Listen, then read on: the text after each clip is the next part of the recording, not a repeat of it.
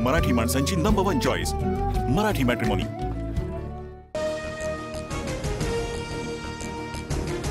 नागालँडमध्ये अजित पवारांच्या राष्ट्रवादीला धक्का। अजितदादांची साथ सोडत 7 आमदारांचा सत्ताधारी नॅशनल डेमोक्रॅटिक प्रोग्रेसिव्ह पार्टीमध्ये प्रवेश।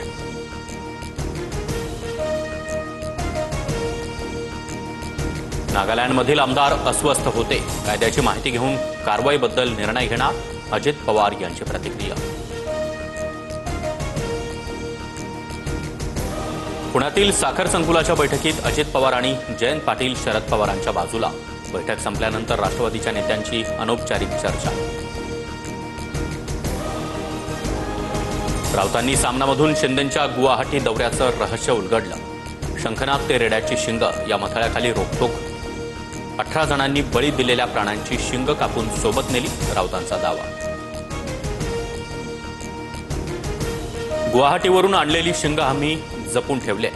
वेळ आली की कुणाच्या पोटात टाकायची ते आम्ही ठरवू, संजय शिरसाट यांचा राऊतांना खोचक टोला। ज्या जमिनीवर पिकं उभी आहेत त्याचे आपण पंचनामे करतो, ठेकळांचे पंचनामे करणार का, या वक्तव्यानंतर कोकाटेंकडून स्पष्ट। तर शेतकऱ्यांना नुकसान भरपाई देण्याचंही कोकाटेंचं आश्वासन। गोष्टी मनात ठेवा, काही गोष्टी बोलून दाखवल्यानंतर महागात पडतं, अजित पवारांचा माणिकराव कोकाटेंना सल्ला।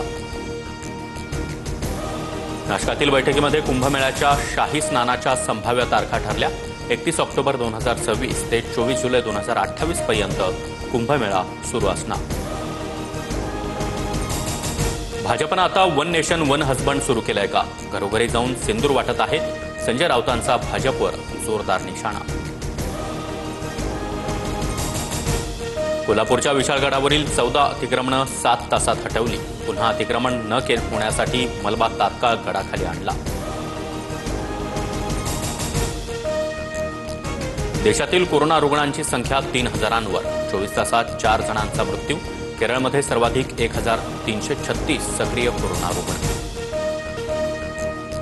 सीएनजीच्या किमतीत आजपासून वाढ। मुंबई, ठाणे आणि MMR भागामध्ये सीएनजी 80 रुपये प्रति किलो मिळणार।